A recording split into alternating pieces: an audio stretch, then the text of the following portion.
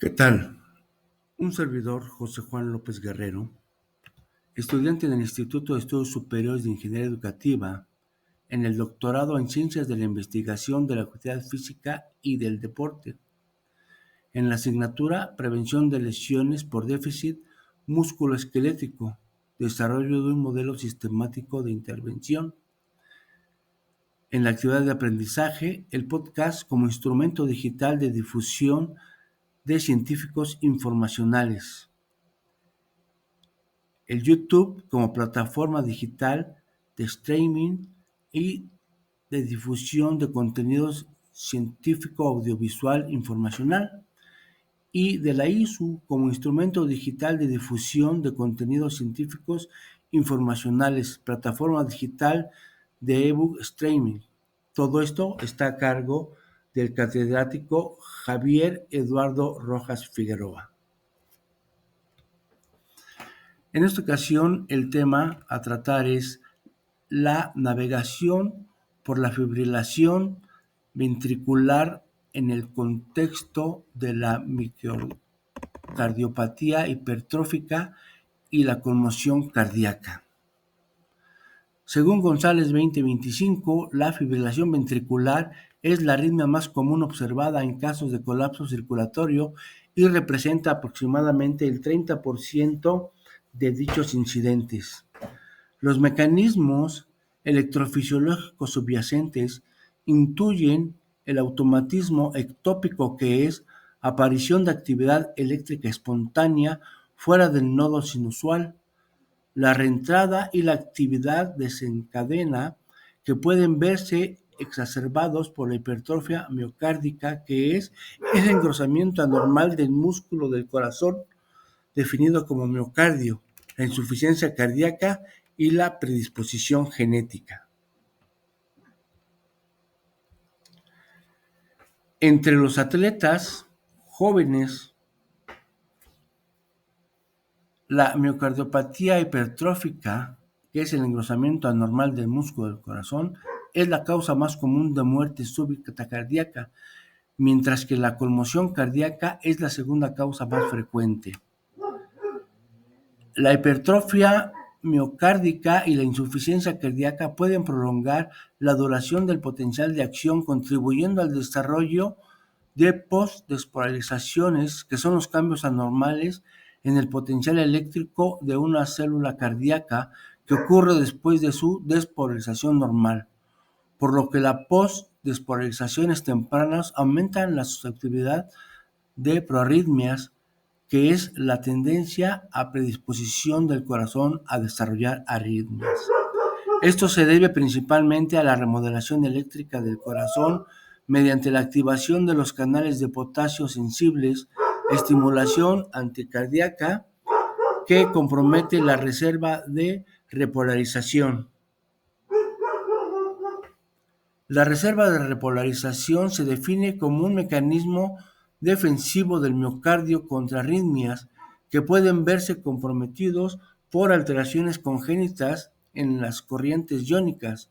Son los flujos de iones a través de los canales iónicos, insuficiencia cardíaca, hipertrofia cardíaca, bradicardia, ritmo cardíaco normalmente lento y diversos agentes farmacológicos que resultan en una disminución severa de la reserva de la repolarización, predisponiendo a los individuos a la proarritmia. Para González 2025, el tratamiento de la fibrilación ventricular se realiza según el Protocolo de Soporte Vital Cardiovascular Avanzado (ASLS), que consiste en reanimación cardiopulmonar (RCP) de alta calidad y desfibrilación temprana compatible entre 150 y 360 Joule, seguido de una investigación y estudio para determinar la causa subyacente de la fibrilación ventricular. El presente artículo muestra el caso de un hombre de 30 años que fue trasladado a urgencias médicas por fibrilación ventricular tras ser golpeado por un balón de fútbol en el pecho, lo que requirió desfibrilación e intubación.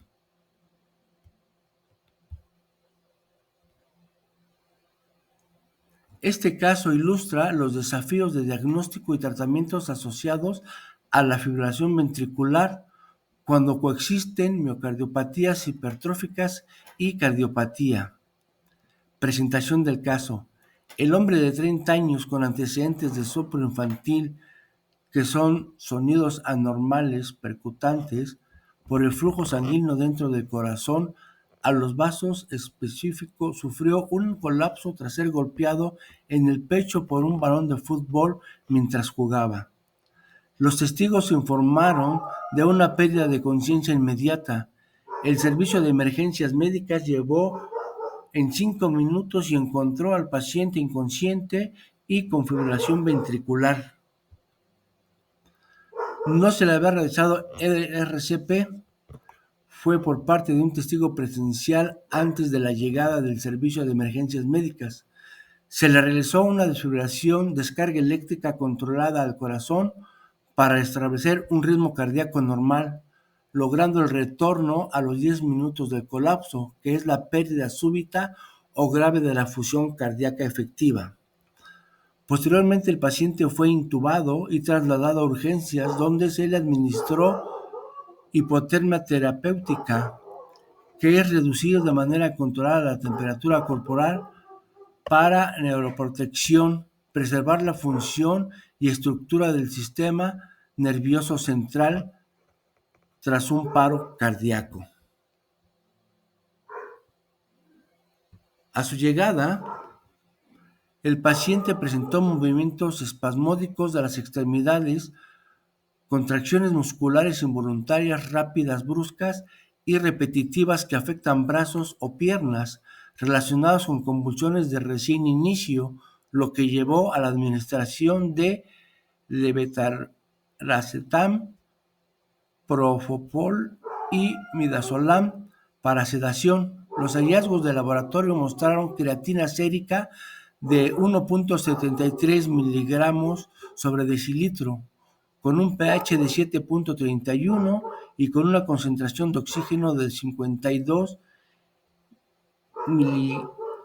mililitros de mercurio, lactato de 1.5 milimols sobre litro y troponina de 0.036 miligramos sobre mililitro.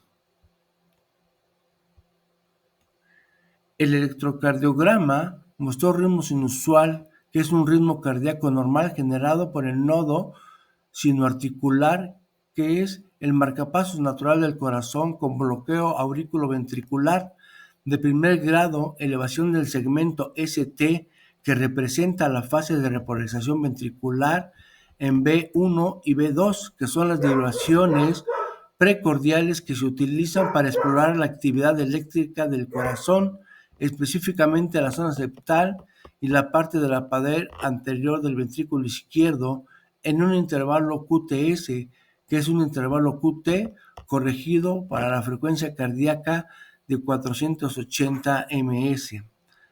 La radiografía de tórax no reveló patología intrapulmonar. La figura 1, que muestra el ritmo inusual, el marcapasos natural del corazón con un bloqueo AB, que es la interrupción parcial o completa de la señal eléctrica que viaja desde las artículas a las ventrículas del corazón. De primer grado, elevación del ST indica una obstrucción completa de una arritmia coronaria. En B1, que es el electrodo colocado en el cuarto espacio intercostal derecho junto a la línea paracentral derecha, y B2 explorando la zona septal del corazón. QTC de 480 ms, que es el ritmo cardíaco irregular. Craneal no mostró signos agudos de lesión cerebral, anoxia, daño que sufre el cerebro por falta de oxígeno. Se consultó a neurología para el pronóstico y el manejo de un posible trastorno convulsivo. Recomendaron continuar con levetiracetam y una tomografía computarizada. La ecocardiograma transtorácico reveló hipertrofia ventricular izquierda grave, que es un engrosamiento excesivo del músculo del ventrículo izquierdo o derecho del corazón, fracción de eyección del 60%, disfusión diastólica con aumento de la presión media de la aurícula izquierda, movimiento sistólico anterior es cuando la cúspide anterior de la válvula mitral se desplaza anormalmente hacia el tabique interventricular durante la sístole, contracción del corazón con obstrucción del tracto de salida del ventrículo izquierdo, con un gradiente máximo de 111 miligramos de mercurio. La figura 2.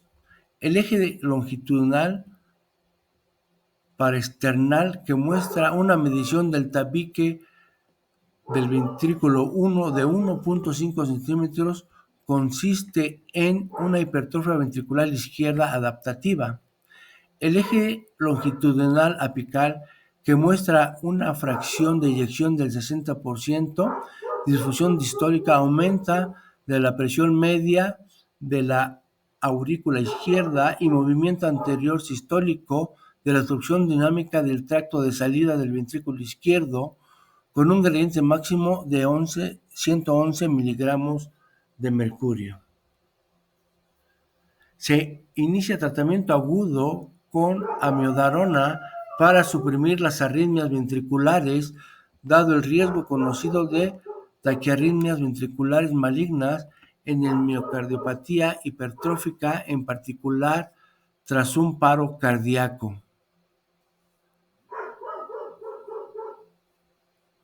Se midieron con la escala de coma de Glasgow las pruebas cognitivas que demostraron una memoria, atención y función motora intactas. Se administró al paciente metoprolol para el control de la fracción cardíaca y la mitigación de los desencadenantes adrenérgicos de las arritmias, que son factores que activan el sistema nervioso simpático elevado de los niveles de adrenalina y noradrenalina, la cual aumenta la excitabilidad eléctrica del corazón y pueden facilitar la aparición de arritmias.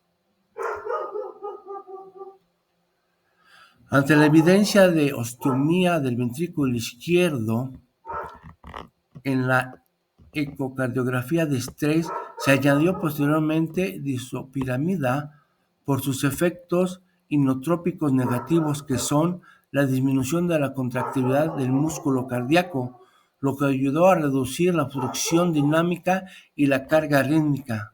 El paciente fue trasladado a la unidad de cuidados intensivos cardíacos para la implantación planificada de un desfibrilador automático implantable bicameral que estimula a dos cavidades auriculares derecha y ventrículo derecho, que se realizó sin complicaciones. Se le dio de alta a su domicilio con instrucciones para cardiología ambulatoria y seguimiento genético. Discusión: fisiología y arritmogénesis de la miocardiopatía hipertrófica, que es principalmente la causa de muerte súbita cardíaca en jóvenes atletas. Según González 2025, la miocardiopatía hipertrófica es un trastorno cardíaco común y una causa importante de muerte súbita cardíaca. Generalmente se debe a una hipertrofia septal asimétrica, engrosamiento anormal del tabique interventricular que obstruye el flujo sanguíneo a través del tracto de salida del ventrículo izquierdo. La miocardiopatía hipertrófica puede ser consecuencia de mutaciones genéticas en genes que codifican proteínas del sarcómero, unidad repetitiva que forma las miofibrillas en las células musculares estriadas, tanto en el músculo esquelético como en el músculo cardíaco, lo que provoca anomalías estructurales en las miofibrillas y los miocitos, a menudo heredados de forma autónoma dominante. Otras causas incluyen la estimulación simpática aumentada, que es el aumento de la frecuencia cardíaca, taquicardia, que es el aumento de la fuerza de contracción del músculo cardíaco y dilatación de las arterias coronarias, y la enfermedad coronaria. Para González 2025, fisiológicamente, la miocardiopatía hipertrófica se puede clasificar en obstructiva y no obstructiva, con obstrucción dinámica del flujo de salida causada por el movimiento sistólica anterior de la válvula mitral.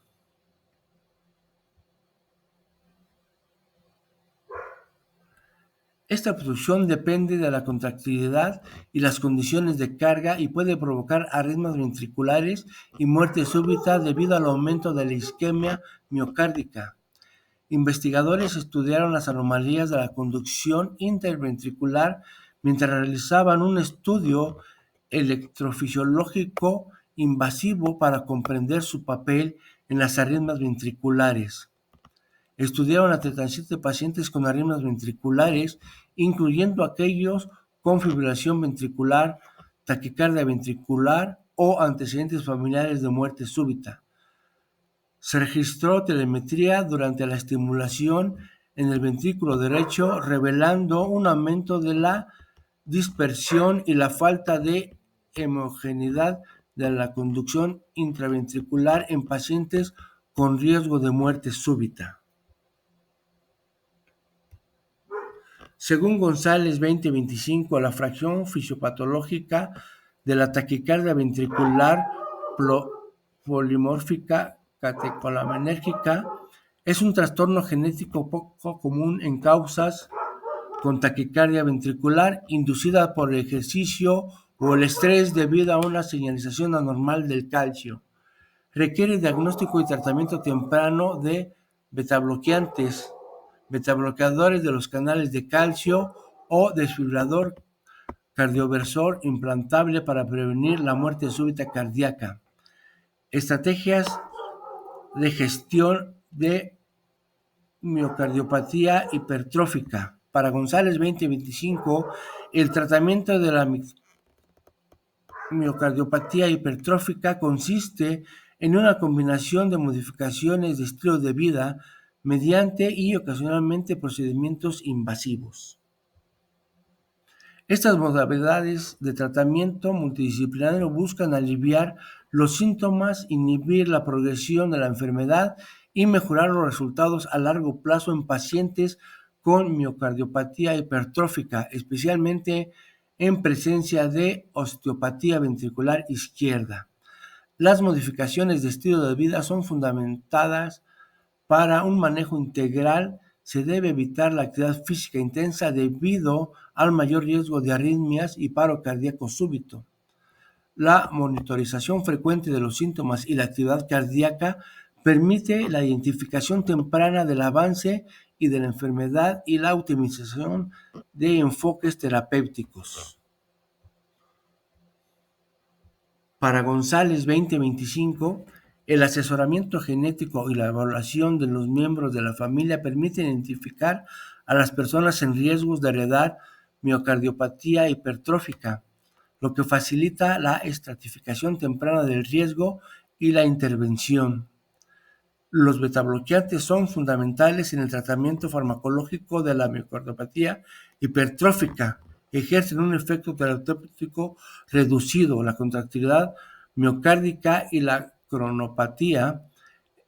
Esta doble acción alivia los síntomas asociados a la miocardiopatía hipertrófica, como el dolor torácico, la disnea y las palpitaciones. Además, los betabloqueantes atenúan la contractilidad miocárdica excesiva durante la sístole, lo que mejora la osteomía, la ventricular izquierda, dinámica osteomía, apertura artificial, estoma, creado quirúrgicamente desde el cuerpo hacia afuera para permitir el paso de orina y de las heces.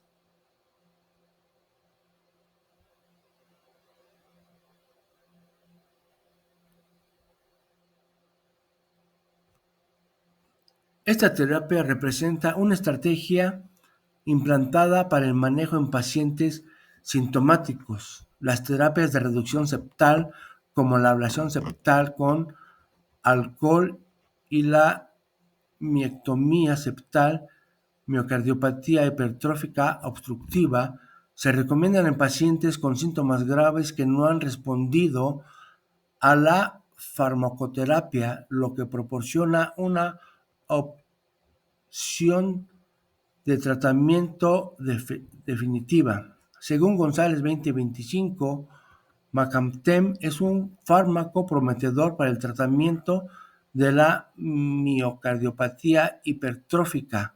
El ensayo Explorer-HCM investigó su seguridad y eficacia en 251 pacientes con miocardiopatía hipertrófica obstructiva sintomática. Macabetén es un inhibidor de la miosina cardíaca aprobado por la FDA en 2022. Ha demostrado eficacia en la reducción de la osteopatía ventricular izquierda en la miocardía hipertrófica. Sin embargo, requiere monitorización de la difusión sistólica y presenta limitaciones en la cobertura de los seguros médicos. El fármaco inhibe la actividad de la proteína miosina cardíaca, lo que reduce la hipercontractibilidad del músculo cardíaco. Se requieren más estudios para confirmar su seguridad y eficacia a largo plazo. Finalmente, se recomienda la colocación de un desfibrilador cardioversor implantable en pacientes con predisposición a arritmias ventriculares. Este dispositivo monitoriza continuamente el ritmo cardíaco y emite señales eléctricas para detener las arritmias fatales, evitando así un paro cardíaco respiratorio o repentino. Fisiopatología y arritmogénesis de la cardiopatía congénita. Para González 2025, por otra parte, la cardiopatía congénita es un síndrome mecanoeléctrico fatal reportado como la segunda causa más común de muerte súbita cardíaca en atletas jóvenes sin enfermedad cardíaca estructural, siendo la miocardiopatía hipertrófica el número uno. Se han reportado más de 190 casos en Estados Unidos, de los cuales el 47% se producen durante actividades deportivas, lo que convierte a la segunda causa más común de muerte súbita cardíaca en atletas. La desfibrilación es efectiva solo en el 15% de los casos, con una tasa de supervivencia del 25% cuando se administra en un plazo de 3 minutos. La tasa de supervivencia general sigue siendo relativamente baja, ya que muchos casos no son presenciados o la desfibrilación se retrasa. Según González 2025, el desencadenamiento inmediato de la fibrilación ventricular en cardiopatía congénita es probablemente un fenómeno focal inducido por un impacto directo como una contracción ventricular prematura observada en laboratorios de electrofisiología o procedimientos de cateterismo cardíaco. Alternativamente, podría tratarse de una postdespolarización inducida por cambios en la corriente similar al fenómeno R-on-T, contracción ventricular antes y después del pico de la onda T, observado en la isquemia aguda o en el síndrome de QT largo, tiempo que tarda el corazón en desplazarse y despolarizarse y repolarizarse en los ventrículos y las cámaras inferiores del corazón.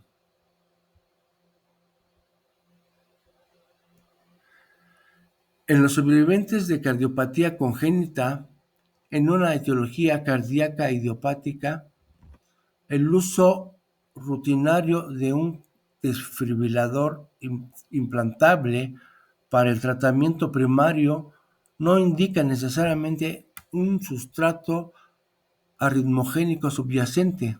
Como resultado, la implantación de un cardiodesfibrilador implantable En estos casos puede no ofrecer un beneficio significativo, sino que puede exponer a los pacientes a riesgos innecesarios asociados con la implantación del manejo de este dispositivo. Si bien los cardiodesfibriladores implantables no se implantan rutinariamente en cardiopatía congénita con causa cardíaca desconocida, se pueden aplicar un análisis para cada caso en pacientes con anomalías cardíacas subyacentes documentados que aumenten el riesgo de un paro cardíaco súbito. La decisión de implantar un cardiodesfibrilador implantable en estos casos debe tomar meticulosamente sopesando los posibles beneficios frente a los riesgos y considerando la individualización clínica del perfil del paciente. Conclusiones. El manejo de la fibrilación ventricular en el contexto de miocardiopatía hipertrófica y cardiopatía congénita requiere un enfoque multidisciplinario. Si bien el manejo agudo prioriza la desfibrilación y la neuroprotección, las estrategias a largo plazo deben absorber los riesgos de arritmias mediante farmacoterapia personalizada, modificaciones del estilo de vida y la colocación de un desfibrilador cardioversor implantable cuando éste esté indicado. El papel de terapias emergentes como mavacamten es prometedor, pero se requiere una vigilancia continua. Además, mejora las medidas de seguridad deportiva y la capacidad de RCP sigue siendo fundamental para prevenir las muertes relacionadas con la cardiopatía congénita. Este caso subraya la importancia de las estrategias de atención individualizadas para optimizar los resultados de los pacientes. Referencias. Muchas gracias.